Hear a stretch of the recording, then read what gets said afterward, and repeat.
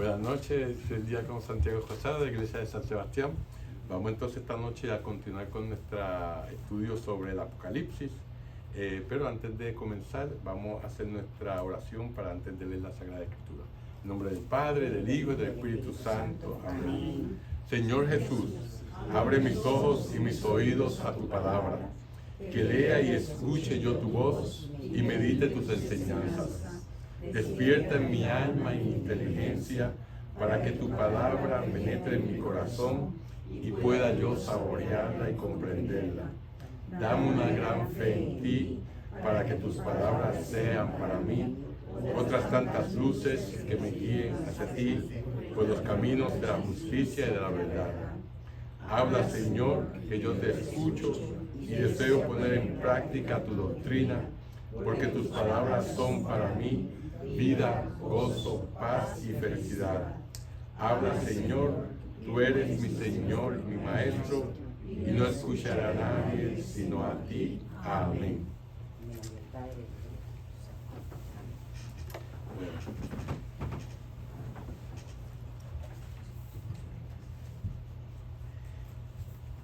En los capítulos anteriores vimos las cartas a las 7 iglesias de Asia Menor, ¿verdad?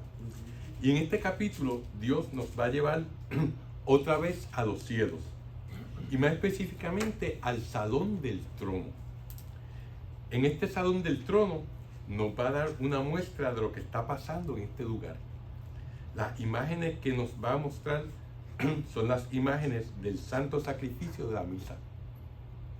En verdad, esto es un privilegio poco común en el que Dios nos transporta a los cielos para presenciar este acto.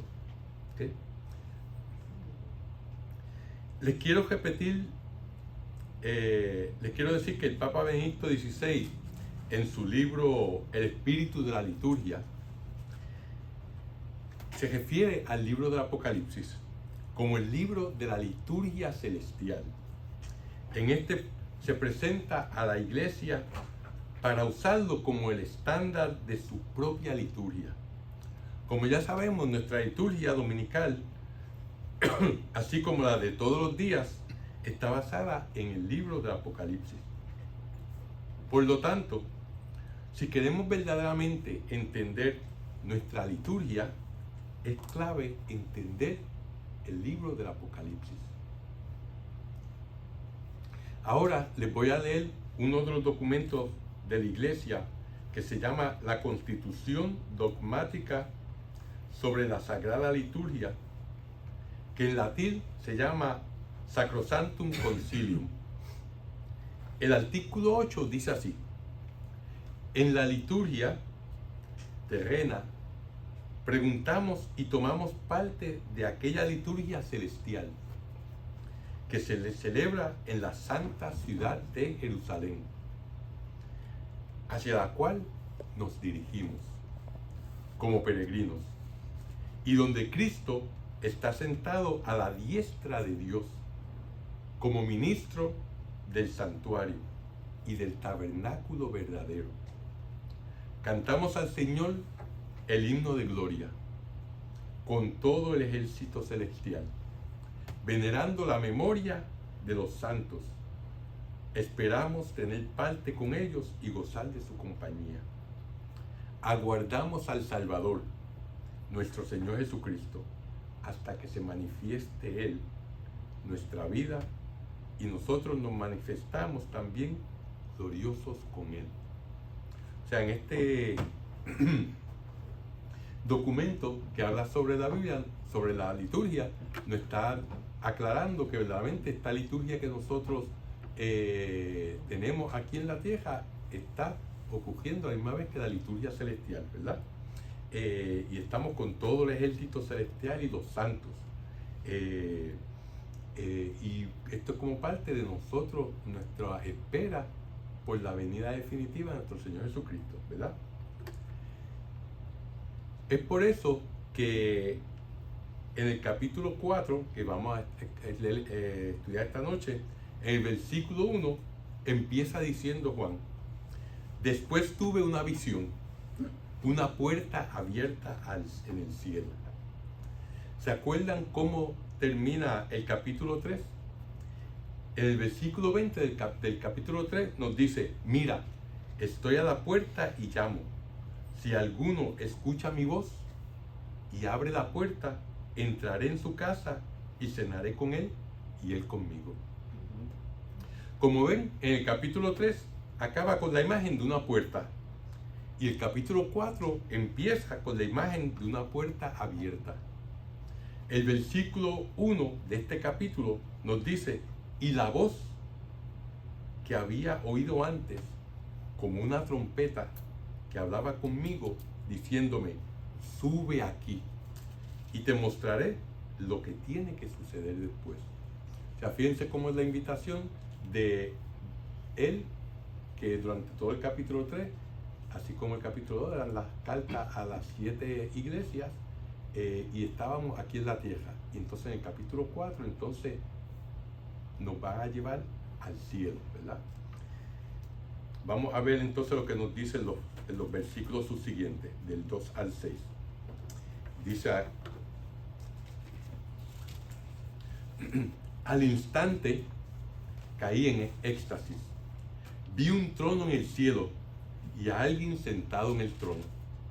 El que está sentado parece de jaspe y cornalina, y rodea el trono un arco iris de aspecto semejante a la esmeralda. Alrededor del trono vi 24 tronos, y sentados en los tronos 24 ancianos, vestidos con túnicas blancas, y sobre sus cabezas coronas de oro. Del trono salen relámpagos, voces y truenos. 7 lámparas de fuego arden ante el trono. Son los 7 espíritus de Dios. Delante del trono una especie de mar transparente como el cristal. En medio del trono y alrededor de él hay 4 seres vivos, llenos de ojos delante y detrás. Como vemos,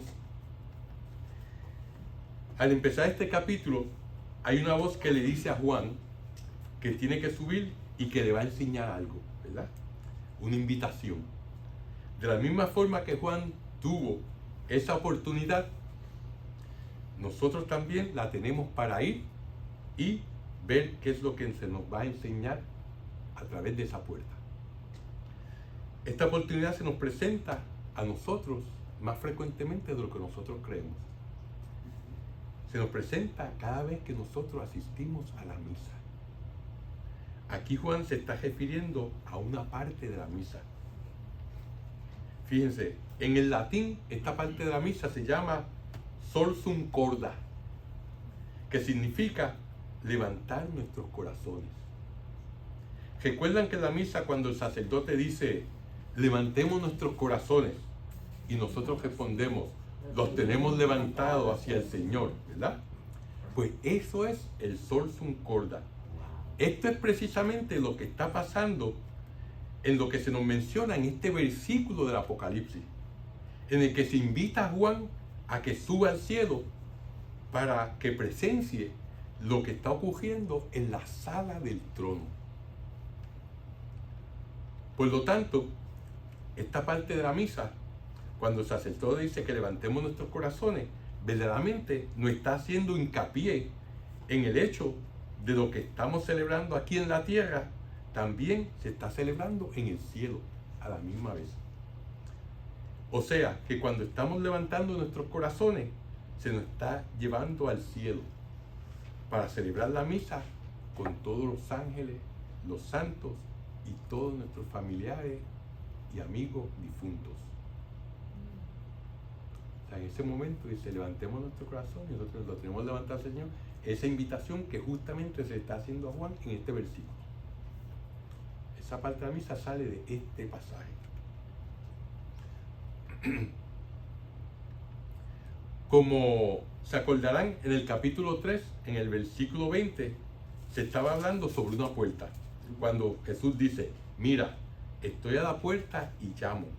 Si alguno escucha mi voz y abre la puerta, entraré en su casa y cenaré con él y él conmigo, ¿verdad? Ahora, en el capítulo 4, como dijimos, hay una puerta que está abierta. Y alguno de ustedes se estará preguntando, ¿qué es lo que hay detrás de la puerta? Pues lo que está al otro lado de esa puerta es la plenitud del reino de Dios. La plenitud del reino de Dios. En el artículo 10:26 del Catecismo de la Iglesia Católica se nos dice: por su muerte y su resurrección, Jesucristo nos ha abierto el cielo.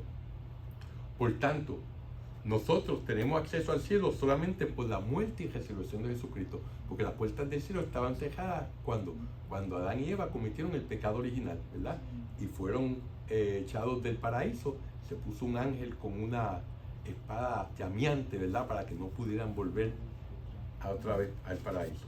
Y desde ese entonces hasta que Jesucristo murió y resucitó por nosotros, las puertas del cielo estuvieron cerradas, ¿verdad? Por lo tanto, cuando participamos en la liturgia celestial es cuando nosotros somos elevados de una manera mística, no simbólica, de una manera mística, y estamos entonces participando con los ángeles y los santos en esa liturgia celestial. Es algo que está ocurriendo en ese momento. El Catecismo también nos dice en el artículo 1136, nos dice: la liturgia es acción del Cristo total. Cuando nos habla de Cristo total, nos está hablando de que de Cristo, la cabeza, y el cuerpo de Cristo, que somos que nosotros, la iglesia, ¿verdad? El cuerpo de Cristo, somos el Cristo total. Por lo tanto, es la acción del Cristo total. Los que desde ahora la celebran, más allá de los signos, participan ya de la liturgia del cielo. Aquí donde la celebración es enteramente comunión y fiesta. O sea que no solamente vale uno estar de cuerpo presente en la misa, ¿verdad? Que las sillas también están presentes en los bancos, ¿verdad? Y muchas cosas que están presentes. Pero nosotros tenemos que estar activamente, ¿verdad?, participando de la misa. Y entonces que realmente la podemos vivir. Como cualquier otro sacramento, ¿verdad? Nosotros tenemos que estar en una disposición de recibirlo, ¿verdad? Si uno no está dispuesto a recibir el bautismo, no importa que lo sumerjan en un río 10.000 veces, nunca va a estar bautizado, ¿verdad? De la misma manera que una pareja se casa, si verdaderamente no están haciendo de una manera que es como un acuerdo, están dando el consentimiento, algo que están siendo obligados a ellos, pues entonces ese matrimonio es inválido. Pues así mismo todos los sacramentos uno tiene que estar en una disposición. Por tanto, cuando uno viene a la misa, uno tiene que estar también en la disposición de estar activamente participando, ¿verdad? Y estando en mente, no solamente en cuerpo, sino en mente y alma, ¿verdad? Por lo tanto, hay ciertos aspectos de la liturgia que se ven en estos capítulos 4 y 5 que vamos a estudiar del Apocalipsis. Por ejemplo, se ve el trono. El trono es el centro de nuestro culto de adoración y también en el Apocalipsis. San Juan nombra el trono 45 veces en el libro del Apocalipsis. En contraste, todo el Nuevo Testamento solamente hace referencia al trono alrededor de 60 veces. Y de esas 60 veces, 45 en el libro del Apocalipsis.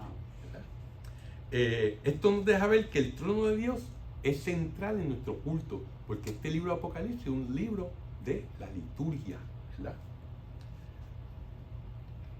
Esto es importante porque en las cartas a las 7 iglesias de Asia Menor que estudiamos en la última sección, vemos que el problema que Juan estaba puntualizando a toda la iglesia era, de una manera directa o indirectamente, era la adoración al trono, pero no al trono de Dios, al trono del emperador, ¿verdad? Ahora, Juan nos puntualiza que solamente hay un verdadero trono, y ese es el trono en el cielo. Y todo lo que nosotros hacemos en la tierra tiene que estar enfocado en ese trono maravilloso en los cielos, ¿verdad? Una de las cosas que la mayor parte de las personas no se dan cuenta es que la liturgia pone orden en nuestras vidas. En otras palabras, nosotros vivimos en este mundo durante toda la semana, ¿verdad? Donde reina la confusión y nuestras vidas están un poco desordenadas, usualmente, ¿verdad? En la liturgia, nuestras vidas vuelven a tener orden y vuelven a estar enfocadas en lo que verdaderamente es importante, que es adorar a Dios, ¿verdad? Otra manera de ver esto es, la semana es todo el tiempo nosotros en el desierto. Y el domingo, en la misa, ese es el oasis, donde llegamos después del desierto de toda la semana, si no vamos a misa durante la semana, claro está. Y entonces ahí nos volvemos a saciar de nuestra sed, de nuestra hambre, con el cuerpo y la sangre de nuestro Señor Jesucristo. Y entonces eso nos da fuerza para seguir ese caminar por el desierto, ¿verdad? Ahora,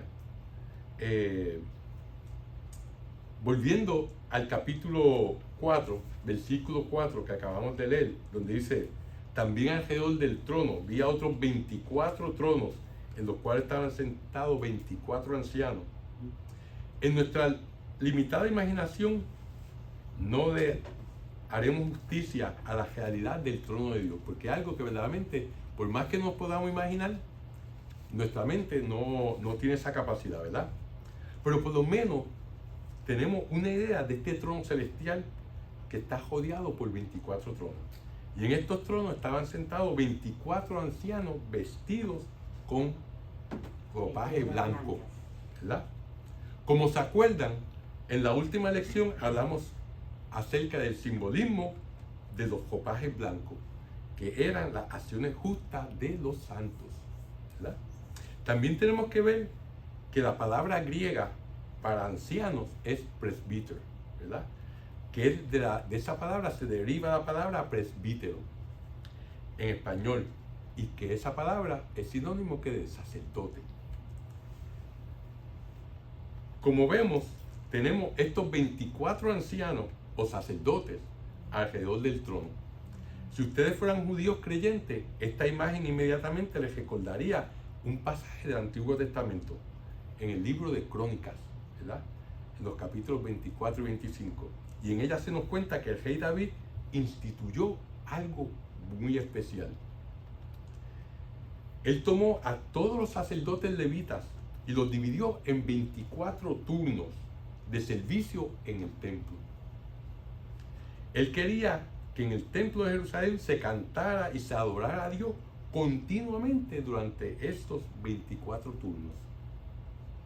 La razón por la que se hace esto es porque Israel siempre visualizó el tabernáculo y al templo como el modelo del verdadero tabernáculo y templo del cielo. Si nos remontamos al libro del Éxodo, cuando Dios le dio a Moisés, ¿verdad?, el plano de cómo iba a estar la tienda, ¿verdad?, donde estaba el arca de la alianza, ¿verdad? Pues allí esos planos son un reflejo de el cielo, ¿verdad?, de donde se ocurre la liturgia celestial. Por lo tanto, estos 24 ancianos o sacerdotes representan a los creyentes, al reino de sacerdotes dedicado a Dios. Ahora, ¿quién son estos 24 ancianos? Los estudiosos bíblicos dicen que son 24 santos del Antiguo Testamento y del Nuevo Testamento. Además, hay una evidencia que en el Evangelio de San Mateo, en el capítulo 19, versículo 28, Jesús promete a sus apóstoles que ellos se sentarán en 12 tronos para juzgar a las 12 tribus de Israel, ¿verdad? ¿Cierto? De ahí entonces vienen 12 del Nuevo Testamento y 12 del Antiguo Testamento. Ahora, pensemos por un momento. Tenemos 24 tronos en el cielo con 24 ancianos. Estos ancianos fueron prefigurados por el rey David cuando dividió a los sacerdotes levitas en 24 turnos de servicio, que en el templo de Israel, ¿para qué? Para que se adorara a Dios, ¿verdad? Ahora, ¿qué tenemos en la Iglesia Católica hoy en día que representa o se parece a esto? Nosotros tenemos la adoración del Santísimo, que en todas las ciudades de cualquier país siempre hay una parroquia en donde se adora al Santísimo por 24 horas, ¿verdad? Aquí en la lectura hay algo interesante. Dice que los 24 ancianos tenían 24 coronas de oro. Y más adelante en el versículo 10 dice que ellos arrojaban sus coronas delante del trono. Esto es interesante porque en los primeros 400 años los padres primitivos de la iglesia dejaron constancia de que muchos de los obispos, que eran discípulos de los apóstoles, ¿verdad?, celebraban la misa con coronas de oro sobre su cabeza, como un signo de que lo que ellos estaban haciendo en la tierra estaba sucediendo en el cielo. Ellos estaban representando a esos 24 ancianos que estaban delante del trono de Dios con coronas de oro, ¿verdad? Ahora, quiero leerle otra vez el versículo 5 para refrescarle la memoria, que dice: del trono salen relámpagos, voces y truenos. 7 lámparas de fuego arden en el trono. Son los 7 espíritus de Dios, ¿verdad? Según el Catecismo de la Iglesia Católica, estas 7 antorchas con fuego que están al frente del trono simbolizan la energía transformante del Espíritu Santo. Y esto lo podemos ver en el artículo 696 del Catecismo. También se describe al trono que está sobre un mar de cristal. Esto también fue prefigurado en el Antiguo Testamento. En el templo de Salomón, el primer templo que se construyó, ¿verdad?, el mar de cristal estaba representado en una vasija de bronce. Todo esto estaba hecho de bronce. Miren el sacerdote, que pequeño, ¿verdad? Cuán grande era eso. Y esta vasija de bronce estaba frente al santo de los santos. Esto estaba lleno de agua. Y entonces describen que salía agua de las bocas de los bueyes. Y ahí entonces era que los sacerdotes estaban bajando. Y entonces ahí era que los sacerdotes hacían sus abluciones. Ahí era donde ellos se lavaban antes de hacer los sacrificios, ¿verdad? Antes y después. Por lo tanto, ese mar de cristal viene de ahí, del Antiguo Testamento, ¿verdad? Y eso también, como hemos hablado anteriormente, Ezequiel es otro profeta que escribe sobre temas apocalípticos. Por ejemplo, Ezequiel predice la caída del reino de Judá, ¿verdad? Y el profeta también tiene visiones sobre el trono de Dios, ¿verdad? Y lo describe bien claramente en los capítulos 1 y 2 del libro de Ezequiel, ¿verdad? Y habla sobre donde está sentado el trono y cómo era el trono, la visión que él tenía sobre ese trono, ¿verdad? También el profeta Isaías en el capítulo 6 también visualiza el trono de Dios, ¿verdad? Vemos algo interesante, y es que Ezequiel ve el trono de Dios desde un punto de vista por debajo del trono, ¿verdad? Ezequiel lo está mirando como si el trono está en el techo, ¿verdad? Sin embargo, en contraste, Juan el Evangelista ve el trono desde un punto de vista por encima del trono. Él está mirando hacia abajo, ¿verdad? O sea que aquí tenemos 2 dimensiones diferentes de cómo ver el trono. La visión de Ezequiel y la visión de Juan. En el versículo 6 al 8 se nos dice: delante del trono una especie de mar transparente como el cristal. En medio del trono y alrededor de él hay 4 seres vivos, llenos de ojos, delante y detrás. El primer ser vivo se parece a un león. El segundo ser vivo se parece a un toro. El tercer ser vivo tiene el rostro como el de un hombre. Y el cuarto ser vivo se parece a un águila en vuelo. Cada uno de los 4 seres vivos tienen 6 alas y están llenas de ojos por fuera y por dentro. Y sin descanso, día y noche, dicen: Santo, Santo, Santo es el Señor, el Dios Todopoderoso, el que era, el que es, el que va a venir. Esos son las mismas representaciones de los... Según los padres primitivos de la iglesia, ellos asociaron estas 4 criaturas con los 4 evangelios. Y esto tiene un significado espiritual. Sin embargo, hay eruditos bíblicos que le han encontrado otros significados a estos símbolos. Algunos de ustedes encontrarán un poco raro cuando se hable de esto, porque la palabra que va a traer a colación para discutir estos símbolos es el zodiaco, ¿verdad? Fíjense, en nuestra cultura hoy en día, cuando se nos habla del zodiaco, uno siempre piensa en el horóscopo, ¿verdad? Que es el predecir el futuro. Para las civilizaciones antiguas, tales como la china, la egipcia y la griega, el zodiaco tenía un papel muy importante. El significado de la palabra zodiaco es el camino o la trayectoria que toma el sol. Eso es lo que significa la palabra zodiaco, ¿verdad? En esta trayectoria del sol hay 12 constelaciones. Y hay bastante evidencia que relacionan estas 4 criaturas de las que se habla en el Apocalipsis con las constelaciones del zodiaco. Antes de que ustedes emitan ningún juicio, hay que ver que Israel tenía a estas constelaciones o zodiacos como si estuvieran fijas en el cielo. Estas constelaciones para ellos tenían un propósito. Y esto lo podemos ver en el Salmo 19, versículo 2, cuando dice: los cielos cuentan la gloria del Señor, proclama el firmamento la obra de sus manos. Durante los tiempos bíblicos, las constelaciones eran muy importantes para las personas. Por ejemplo, en la época antigua, la constelación de Escorpio, y otra vez quiero aclarar que esto no tiene nada que ver con los horóscopos, tiene que ver solamente con las constelaciones, ¿verdad? Se le conocía como la constelación del águila.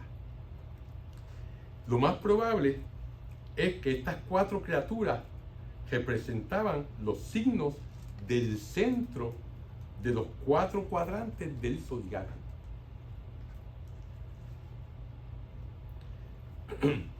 Por ejemplo, Leo, el león, el buey era Tauro, y el hombre era Acuario, y el águila era Escorpio, ¿verdad? Ahora, nos preguntamos, ¿está Juan promoviendo el horóscopo o predicciones? Claro que no.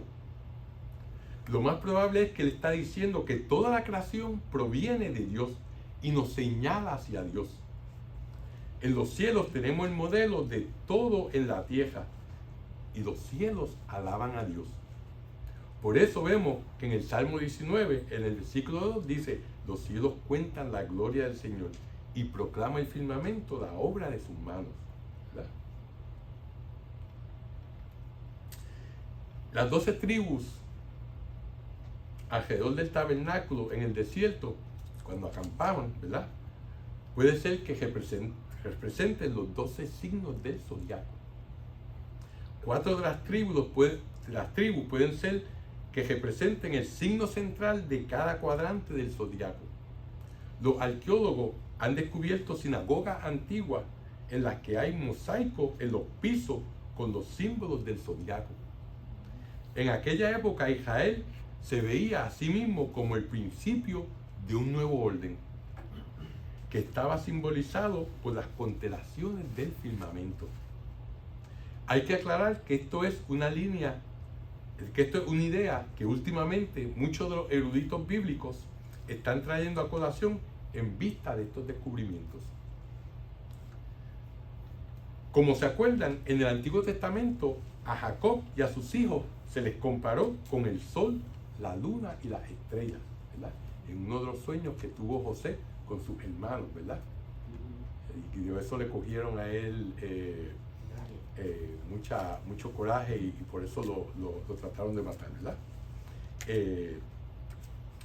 También vemos que una estrella fue la que anunció el evento más importante en la historia, que fue el nacimiento del Mesías. Como vemos, los cielos cuentan la gloria del Señor.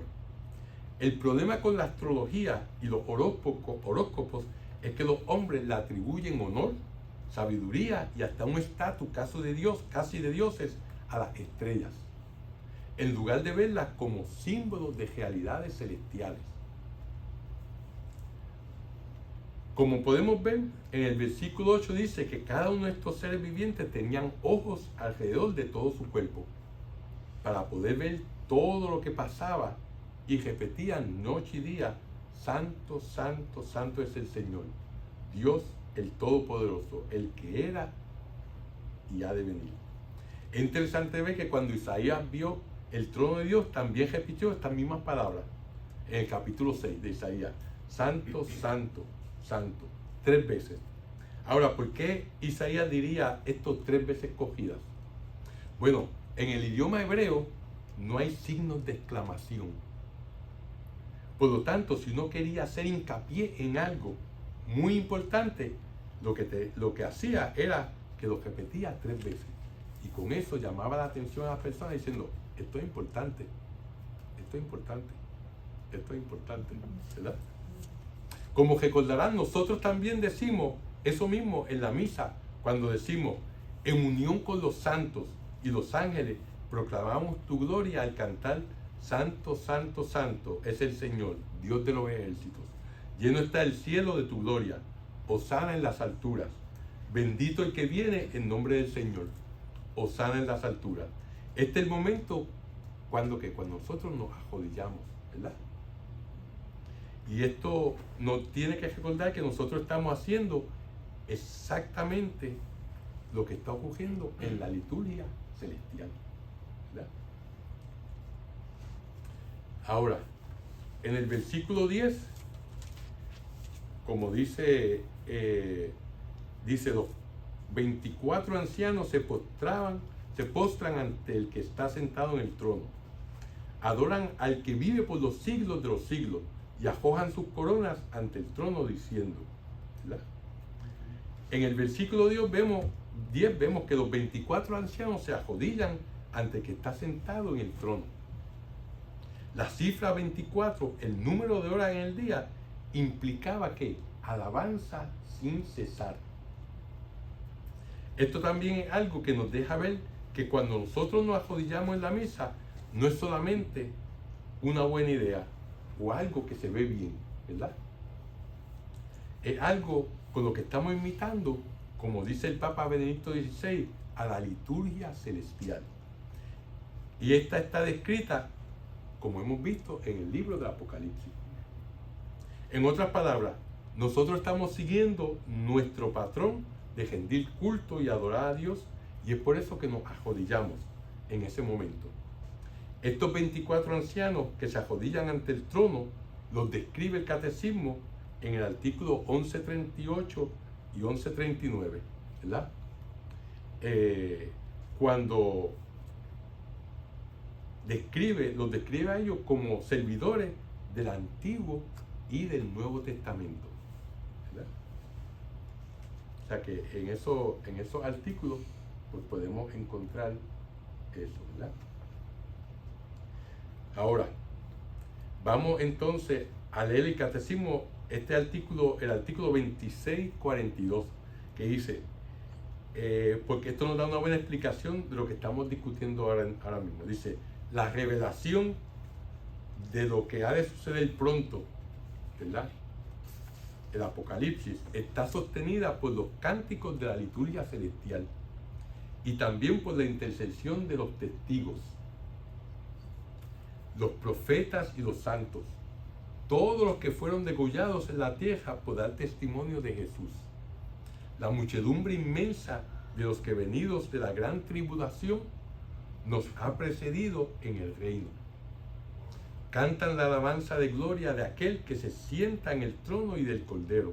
En comunión con ellos, la iglesia terrestre canta también estos cánticos en la fe y en la prueba. Como se acuerdan, en la introducción del curso se habló de que Juan estaba escribiendo este libro para las personas que iban a pasar tribulaciones, ¿verdad?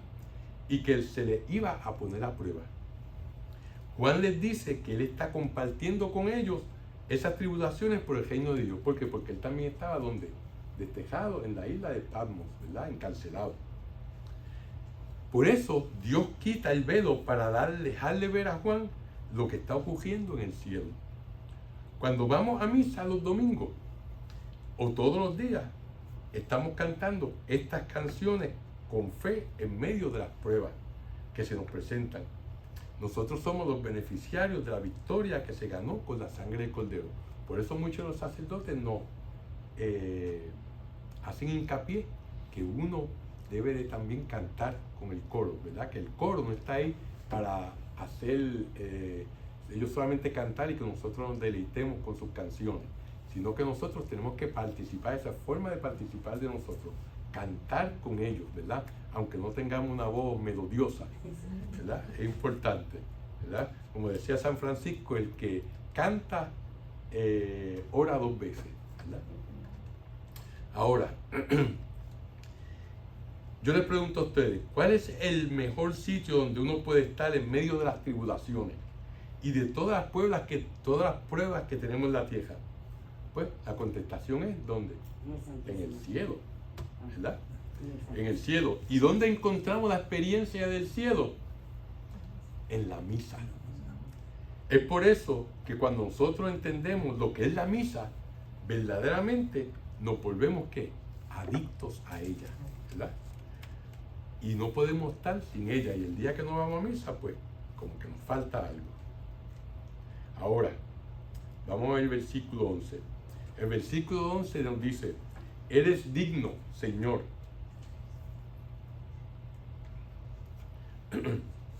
Eres digno, Señor y Dios nuestro, de recibir la gloria, el honor y el poder, porque tú creaste todas las cosas y por tu voluntad existían y fueron creadas. Fíjense, esto es una imagen muy fidedigna y maravillosa del culto celestial, donde nosotros la vemos desde el Antiguo Testamento. Dios nos ha dejado saber nos ha dejado saber que la manera preferida para rendirle culto es en comunidad. Por eso nosotros como católicos le damos énfasis a la celebración de la liturgia en comunidad.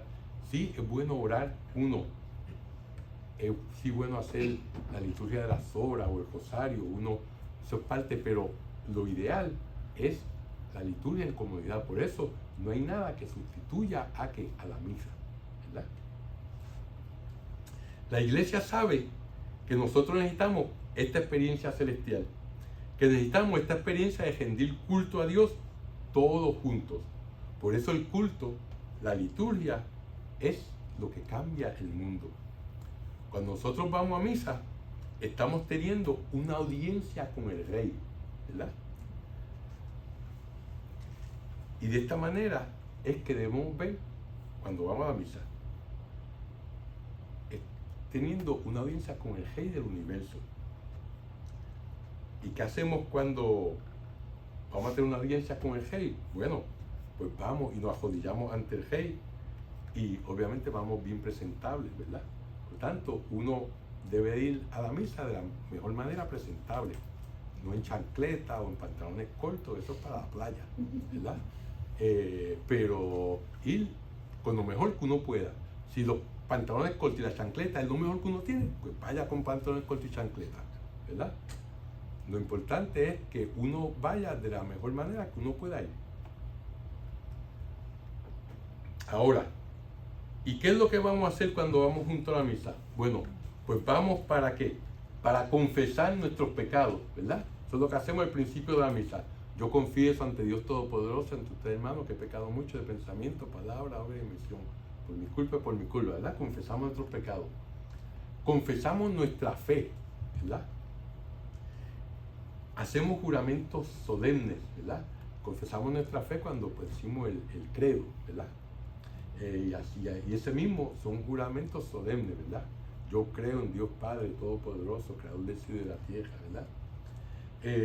Y vamos para ser perdonados de nuestros pecados veniales, porque nuestros pecados mortales solamente son perdonados en la confesión con el sacerdote, ¿verdad? En la misa Los pecados veniales son perdonados, justamente por ese acto de contrición que nosotros hacemos, ¿verdad? También vamos para rezar y pedirle a Jesús que interceda ante Dios Padre por nosotros y por nuestros semejantes, porque entre nosotros y Dios Padre solamente hay un intercesor, que es Jesucristo. Entre nosotros y Jesucristo, entonces, tenemos otros intercesores, como la Virgen y los santos, ¿verdad? Ahora, también nosotros vamos a la misa para instruirnos, ¿verdad? Por eso se nos leen las lecturas del Antiguo, del Nuevo Testamento, para que oigamos la palabra de Dios, ¿verdad? Por eso el sacerdote nos da una homilía donde nos explica esa palabra, nos la actualiza. Y también vamos para compartir con Jesucristo cuando comemos en su mesa, ¿verdad? Cuando recibimos el cuerpo y la sangre de Jesucristo. Y por lo tanto le damos gracias a Dios por todo lo que hemos recibido, ¿verdad? Y ofrecer los triunfos que tenemos en la vida y los sufrimientos también lo unimos a ese sacrificio de Cristo en la misa, ¿verdad? Por lo tanto, en la misa vamos a ver cómo Jesús va a tomar nuestras tribulaciones y las va a convertir en algo positivo. Como hemos dicho anteriormente, el apostolado del dolor es el apostolado más grande que podemos tener, ofrecerle nuestro sufrimiento a Dios por la salvación de otras personas y de nosotros mismos. Y en la misa vamos a amarlo y a servirlo. No solamente en la misa, sino también en el mundo, ¿verdad? Cuando se nos envía, vayan en paz glorificando a Dios con sus vidas, se nos está diciendo que esto que han recibido aquí, esta enseñanza a Jesucristo, lo tienen que llevar afuera, al mundo, ¿verdad? Y eso lo tenemos que hacer todos los días de nuestras vidas. Y con esto damos terminada con el capítulo 4 del libro de Apocalipsis. Vamos entonces a hacer nuestra oración final en el nombre del Padre, del Hijo y del Espíritu Santo. Amén. Dios te salve María, llena eres de gracia, el Señor es contigo. Bendita tú eres entre todas las mujeres y bendito es el fruto de tu vientre, Jesús. Santa María, Madre de Dios, ruega por nosotros pecadores, ahora y en la hora de nuestra muerte. Amén. Gloria al Padre, al Hijo y al Espíritu Santo, como en el principio, ahora y siempre, por los siglos de los siglos. Amén. Que el Señor los bendiga, los cuales de todo mal y los lleve a la vida eterna. Amén. En nombre del Padre, del Hijo y del Espíritu Santo. Amén.